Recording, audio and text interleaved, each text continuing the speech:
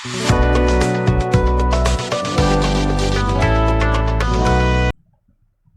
Guys. So this is Manjeev and guys, आज के video में हम अष्टांग हृदय सूत्र स्थान के 5वें अध्याय द्रव्य द्रव्य विज्ञानी अध्याय के बारे में देखने वाले हैं। इस अध्याय में हम बेसिकली देखने वाले हैं कि जो द्रव होता है, मतलब जो जलीय द्रव्य होता है, उसको क्या किन वर्गों में बांटा गया, उन वर्गों में क्या क्या विशेषता, उनके क्या क्या अलग अलग विकास हैं, तो ये सारी चीज़ें देखने वाले हैं। ठीक है, तो सबसे पहले देखते हैं द्रव शब्द की निरुक्ति। तो द्रव शब्द क्या है कि निष्पत्ति जो होती है ध्रुव गतव धातु से बनी है। ध्रुव गतव धातु से, इसमें भुआदि गढ़ धातु से रिदोर अप सूत्र से अप प्रत्यय, जो अप प्रत्यय है वो लगकर द्रव्य शब्द बना है। ठीक है, तो द्रव शब्द क्या है, ध्रुव धातु में अप प्रत्यय लगकर बना हुआ है। ठीक है, उसके बाद हम देखते हैं आधुनिक दृष्टिकोण में यहाँ पे, तो आज के विज्ञान में तो जल को तत्व न मानकर उसे दो तत्वों का मिश्रण मानते हैं, जैसे ऑक्सीजन नामक गैस जो कि अनुपात में हाइड्रोजन से मिलकर पानी बनाती है और पानी के रूप में परिणित होती है। हिंदी में ऑक्सीजन को ओशन, ऑक्सीजन और हाइड्रोजन को ऑक्सीजन कहते हैं। ठीक है, तो बस यही बताया गया कि जो वाटर है या फिर जो जल है उसको आधुनिक मतलब मॉडर्न साइंस में एक अकेला तत्व ना मानकर उसको दो तत्वों का मेल, मतलब दो जो एलिमेंट्स है उसका मेल ऑक्सीजन और हाइड्रोजन के मिश्रण बताया गया है। यही बस बोला है इस आधुनिक दृष्टिकोण में। इसके बाद देखते हैं जल की अनिवार्यता क्या है, जल की जरूरत क्यों है। तो पीने योग्य जल प्राणी मात्र का प्राण है। अगर पीने योग्य जल नहीं रहेगा तो प्राणी जीवित ही नहीं रहेगा, धरती पर सर्वाइव ही नहीं कर सकता है कोई प्राणी, अगर धरती पर जल न हो तो। ठीक है, अतएव जल का एक पर्याय जीवन भी है। ठीक है, इसीलिए जल को जीवन कहा जाता है। इस मस्त संसार को इसलिए भगवान को ने जल में बनाया। अब संसार में अगर जीवन होना है, अगर जीवन स्थापित करना है तो जल का होना अत्यंत आवश्यक है। जिस परिस्थिति में जल पीने का अत्यंत निषेध भी किया गया हो, वहाँ पूर्ण रूप से जल रोका नहीं जाता। मतलब हम लोग कभी कभी देखते हैं कि जैसे फास्टिंग भी रखते हैं, तो वहाँ पे क्या है, जल के वक्त बीच बीच में फास्टिंग में भी जल पीने की मान्यता है। मतलब जल क्या है, एक तरह से उसके यहाँ पे हर चीज़ का निषेध है, वहाँ पे भी हमें जल की आवश्यकता होती है। ठीक है, जल को न देने से अथवा इसका सेवन न करने से मुख सूखने लगता है, शरीर ढीला पड़ जाता है, शरीर में शिथिलता आ जाती है, अथवा अत्यंत कारण से मृत्यु भी हो सकती है। ठीक है, इसलिए स्वस्थ एवं रोगी प्राणी को जीवन निर्वाह जल के बिना नहीं हो सकता। ठीक है,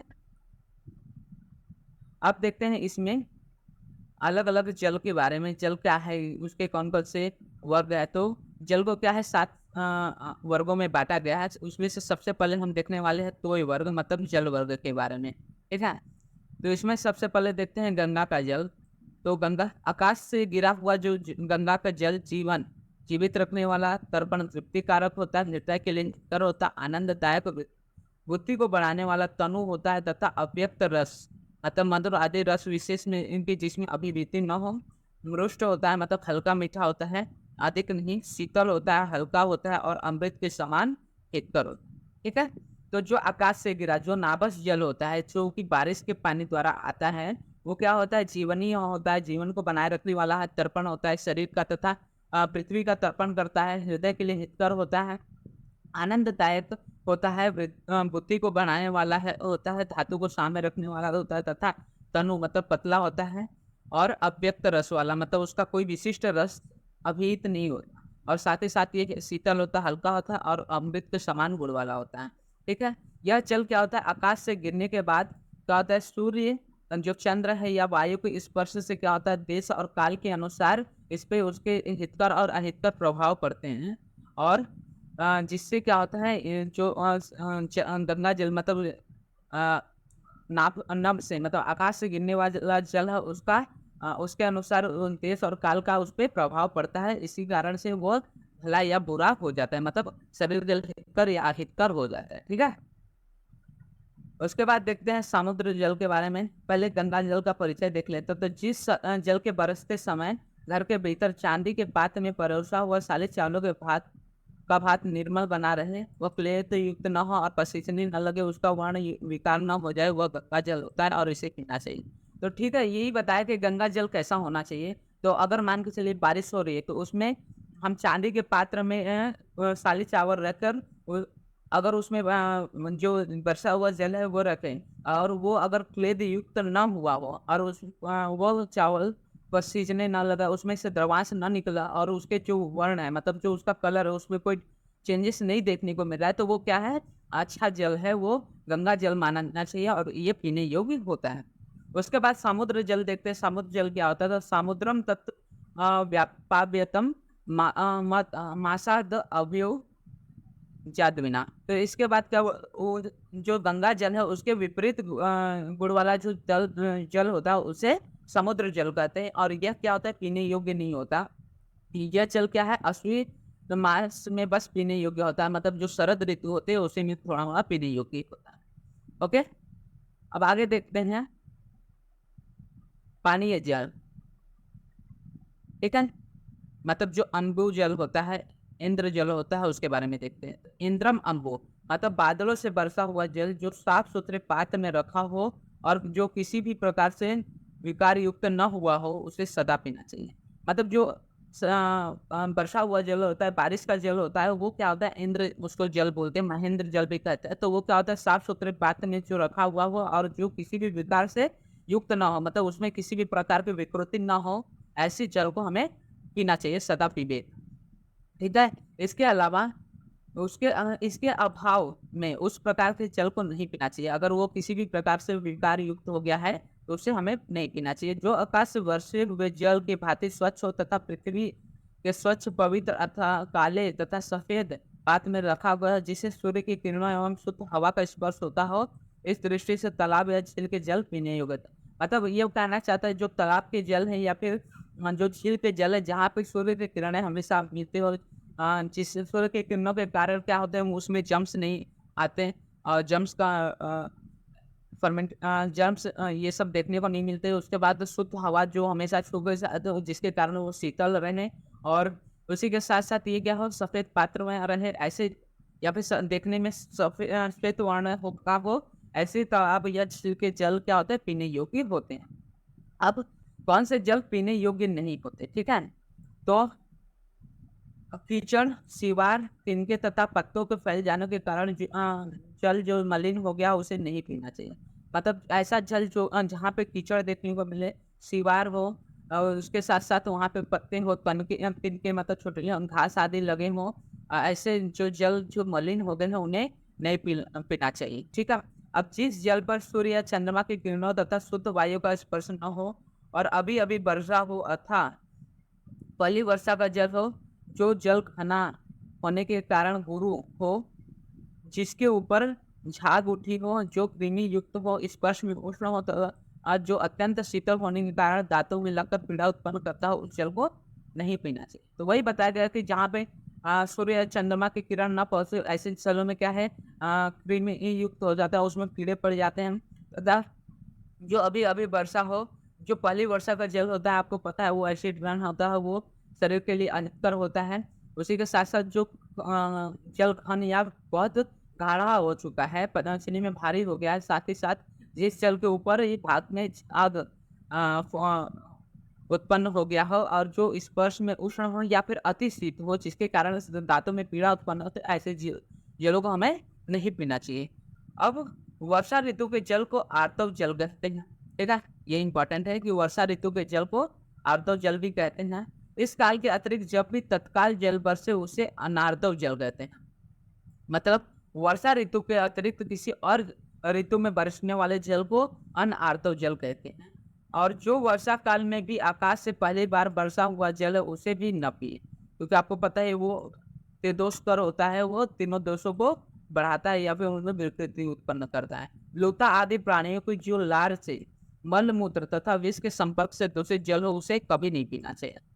मतलब जो भी प्राणियों के लार द्वारा है, क्योंकि उसमें बैक्टीरिया आदि देखने को मिलते हैं और मलमूत्र आदि या फिर विष के संपर्क से जो दूषित जल है उन्हें कभी भी हमें नहीं पीना चाहिए। ठीक है, उसके बाद आगे देखते हैं 8 प्रकार के कौन कौन से जल हैं। ठीक है, तो 8 प्रकार से सबसे पहले कुएं का जल आता है, फिर उसके बाद सारस मतलब सरोवर या झील का जल आता है, उसके बाद तालाब मतलब तालाब का जल, फिर चौंडे मतलब चंटे या चंडा भी कहते हैं। इसके लक्षण इस प्रकार होते हैं, ठीक है। तो चौथा प्रकार होता है चंडे की जल, फिर प्राश्रवण मतलब झरना का जल जो हमेशा सतत बहता रहे, फिर औद्योगिक जल मतलब स्रोत का जल, कहीं किसी स्रोत से निकलता हुआ जल हो, या फिर वाप्य मतलब बावड़ी मतलब छोटे तालाब मतलब छोटे छोटे बावड़ी मतलब गड्ढे किए हुए आदि का जल, तथा नदी का जल। इस प्रकार से हम 8 प्रकार के जल देखते हैं। कौन कौन से? कुएं का जल, तालाब का जल, फिर झील का जल,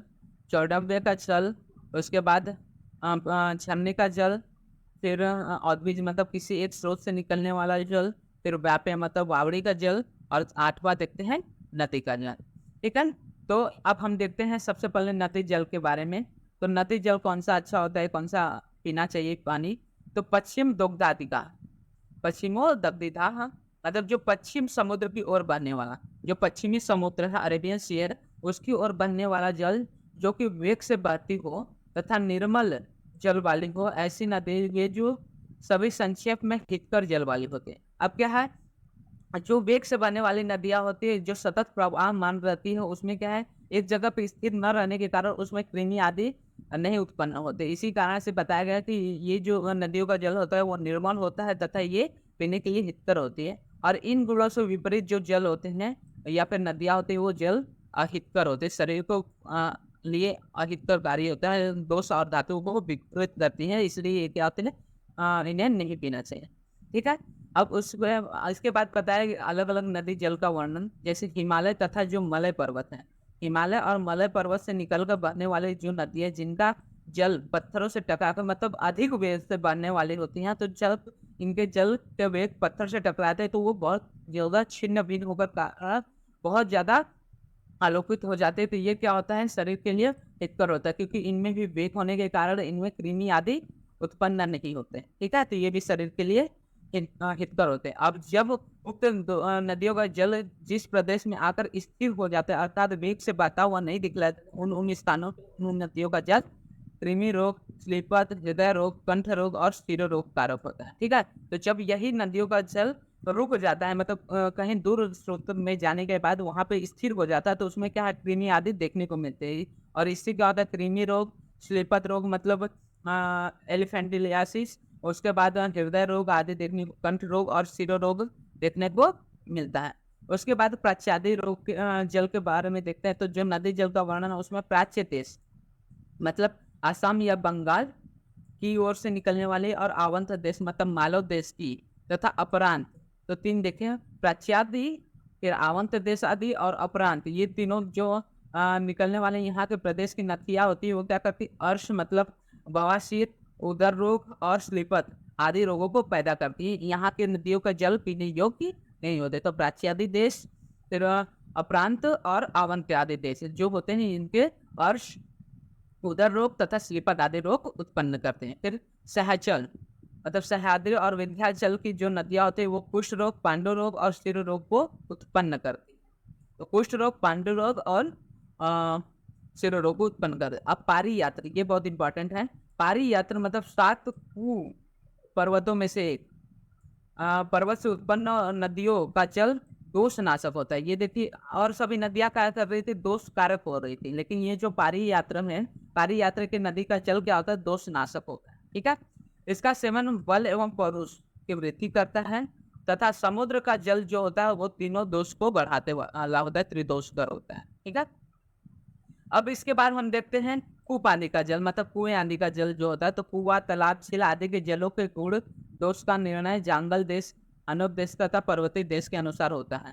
मतलब जहाँ पे अगर कुआं आपका जंगल देश का है, तो वो जंगल देश के कुएं क्या होते हैं, स्वस्थ वृद्धि के लिए उत्तम होते हैं, क्योंकि वहाँ पे वो लघु गुण वाले होते हैं। वही अगर अनूप देश के स्थित इनका जल क्या होता है, हानिकारक होता है तथा गुरु गुण का होता है। और पर्वतीय प्रदेश के जो जल होते हैं ऊपरी भागों में हितकर होता है, और पर्वत के जो निचले भागों में आ जाते हैं तो वो अहितकर हो जाते हैं, क्योंकि ऊपरी भाग जो होते हैं वो सतत प्रवाहशील होते हैं, वहाँ पे हमेशा वेग देखने को मिलता है। इसी कारण से वो प्रवाहशील होने के कारण वहाँ पे कृमि आदि उत्पन्न नहीं होते। लेकिन जब वही नीचे आ जाते हैं तो वहाँ पे वेग न होने के कारण उसमें कृमि आदि उत्पन्न होने के कारण निचले भाग वाला जो जल होता है वो अहितकर होता है। तो यहाँ पे देखते हैं जैसे जंगल देश में कुएं, तालाब आदि का जल क्या होता है, स्वास्थ्य वृद्धि के लिए उत्तम होता है। उसी के साथ-साथ अनुपदेश वाले हानिकारक होते हैं और परिवर्तन देश के ऊपरी भाग वाले हितकर होते हैं और तथा निचले भाग वाले क्या होते हैं? अहितकर होते हैं। ठीक है? इसके बाद हम देखते हैं जलपान विधि, किस प्रकार से हमें जल का पान करना चाहिए, जल को पीना चाहिए। तो शक्ति से अधिक जल किसी को नहीं पीना चाहिए। अगर आपको जितना प्यास है उसी के अनुसार हमें जल पीना चाहिए। उससे अधिक जल अगर हम पी रहे हैं तो वो हमारे लिए अहितकर हो सकता है। फिर मंदाग्नि, गुल्म और पांडु रोग, उदर रोग, अतिसार, अर्श रोग, ग्रहणी, श्लेष्मा रोग और श्रोत रोग में युक्त मनुष्य को थोड़ा-थोड़ा जल पीना चाहिए। ठीक है, इन सभी मंदाग्नि, अगर अग्नि मंद हुई है तो ऐसे में अगर हम ज़्यादा जल पी रहे हैं तो वो क्या करेगी, अग्नि को और मंद कर देंगी और पाचन शक्ति पे असर करेगी। उसके बाद गुल्म और पांडु रोग आदि में भी हमें कम जल का पान करना चाहिए। ऐसा नहीं कि कम जल पान करें, थोड़ा-थोड़ा जल समय-समय पे पान करें, जिससे हम क्या करें, वो शरीर के लिए हित कर रहे हैं। ठीक है?